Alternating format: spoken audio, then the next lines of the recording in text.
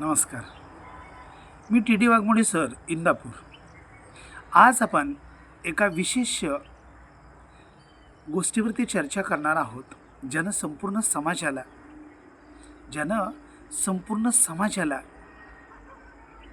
बर्बाद केले. संपूर्ण समाजाला, सामाजिक प्रगतीला अडसर ठरणारा एक घटक म्हणजे व्यसन. आज खरोखरच आम्ही बघतोय की कित्येक माणसं व्यसनाच्या आहारी जाऊन त्यांचा पूर्ण संसार त्यांनी उघड्यावरती आणलेला आहे.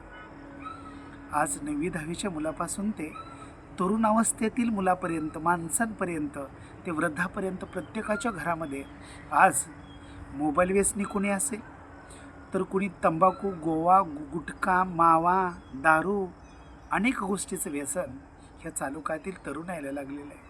आणि खरोखरच व्यसन ही सर्वात मोठी समस्या बनलेली आहे. पण आज या तरुण आईला, आज या कॉलेज तरुणांना, आज या 9वी-10वीच्या मुलांना हेच समजना की परमेश्वरानं आपल्याला एकदाच आयुष्य दिले, हे आयुष्य पुन्हा मिळणार नाही. ह्या आयुष्याचा पुन्हा आपल्याला आम्हाला आनंद घेता येणार नाही. या व्यसनामुळं आज आम्ही बघतो कित्येकांचे संसार उघड्यावर आलेत. कित्येक आपल्या मायमाऊली आजही घरामध्ये एकटे आहेत, कारण तिच्या पतीनं कधीच त्याची लक्षात साथ सोडलेलं आहे. वयाच्या 25-30व्या वर्षीच तो देवाच्या घरी स्वर्गवासी झालेला आहे. आज त्या एकट्या बिचारीनं करायचं काय? संसाराचा गाडा हाकायचा कसा? तिनं आपल्या लेकराबाळांना सांभाळायचं कसा? हा पहिला 100 प्रश्न आहे. मी आमच्या सर्वच मित्रांना, मी आमच्या सर्वच वडीलधारी माणसांना नम्रतेची विनंती करतो, कृपया आपला संसार उघड्यावर आणू नका. दारूच्या व्यसनामुळं, सिगारेट, गोवा, गांजा, मावा, अरे बऱ्याच वेळेला आम्ही सांगतोय, मी बोलतोय की आज खऱ्या अर्थानं आम्ही पाहतोय, आज आपण या दारूच्या आहारी, गोवा, गुटखा, गांजा याच्या आहारी गेलेली लोक घरामध्ये आपल्या बायका पोरांना 2 वेळेचं नीट अन्नसुद्धा खाऊ देत नाहीत, नीट जेवूसुद्धा देत नाहीत. पण स्वतः मात्र लक्षात घ्या, घरातील वस्तू विकून, एवन दुसऱ्याकडून, सावकाराकडून कर्जाऊ पैसे घेऊन स्वतःचा संसारातली प्रत्येक वस्तू बेचून किंवा विकून हे लोक स्वतःचं व्यसन करतायत. पण माझी बायका पोरं, माझी लेकरं बाळ कशी शाळा शिकतील?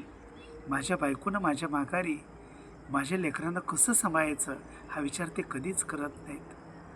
आणि तुमच्याच विश्वासावर विश्वास ठेवून, तुमच्यावर विश्वास ठेवून ती माता माऊली, ती तुमची होणारी पत्नी, जी बायको तुमची आहे, कृपया आपल्यावरती विश्वास ठेवून विश्वासासार्थ ठरण्यासाठी आणि खऱ्या अर्थानं खांद्याला खांदा देऊन प्रत्येक गोष्टीत साथ देण्यासाठी तुमच्यासोबत तिनं 2चे 4 हात केलेले असतात.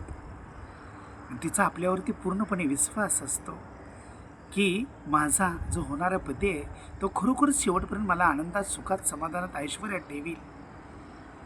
पण आपण काय करतो, बऱ्याच वेळेला चुकीच्या मित्राच्या संगतीला लागून, ह्या चुकीच्या संगतीनं आपण व्यसनाच्या आहारी जातो आणि आपल्या स्वतःचा प्रपंच बर्बाद करतो. आयुष्य खूप सुंदर आहे. आयुष्यातील प्रत्येक क्षणाचा आनंद घ्या, प्रत्येक गोष्टीचा आनंद घ्या. हे जीवन आयुष्यात पुन्हा कधीच मिळणार नाही. जीवन अनमोल आहे, तुम्हीसुद्धा अनमोल आहात. तुमच्या आमच्या आयुष्याचं मोल कधीच नाही आहे. भरपूर खा, पाहिजे ते खा, पाहिजे तिथं फिरा,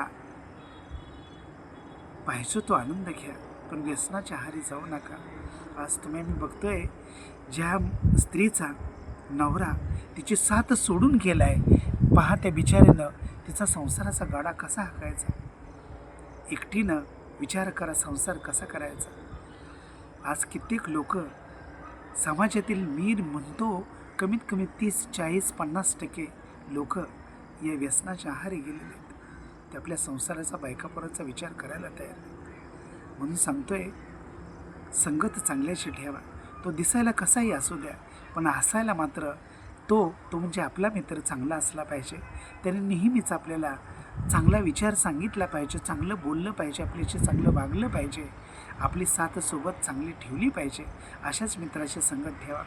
म्हणतात ना, कपटी आणि स्वार्थी मित्रापेक्षा दिलदार शत्रू बरा. आज खरोखरच सांगतो, मला माझ्या आयुष्यामध्ये अनेक चांगली मित्र भेटली. त्याच्यामध्ये मी आवर्जून नाव सांगेन, माझा मित्र प्रमोद तुकाराम वाघमोडे, भांबुर्डी तालुका माळशिरस. खरोखरच लक्ष द्या, प्रत्येक वेळेत प्रत्येक अडचणीत साथ देणारा, मी दुःखात असताना दुःखात असणारा, मी सुखात असताना सुखात असणारा, मी आनंदात असताना आनंदानं हसणारा, मी चुकत असताना मला समजावून सांगणारा, एवढंच नव्हे तर मी चुकत असेल तर 100% माझी खरटपट्टी करणारा, मला रागानं बोलणारा चांगला मित्र हा असाच असतो. म्हणून तुम्हीसुद्धा अशाच माझ्यासारखे मला अनेक मित्र भेटले. माझ्या आयुष्यामध्ये मला चांगली संगत भेटली आणि या चांगल्या संगतीमुळंच खऱ्या अर्थानं आज मीही चांगला आहे. म्हणून मी माझ्या सर्वच लक्षात घ्या बालकांना, माझ्या मित्रांना आणि वडीलधारी माणसांना विनंती करतो, हात जोडून विनंती करतो, कृपया व्यसनाच्या आहारी जाऊ नका. व्यसन करत असताना आज कित्येक बघतो मी, दररोज उदाहरणं ऐकतोय की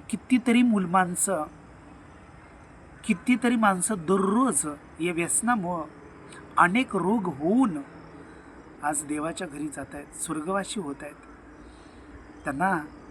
त्यांनाही त्यांचं आयुष्य जगायचं असतं. त्यांनाही जीवनातील प्रत्येक क्षणाचा, प्रत्येक आनंदाचा, प्रत्येक मिनिटाचा आनंद घ्यायचा असतो.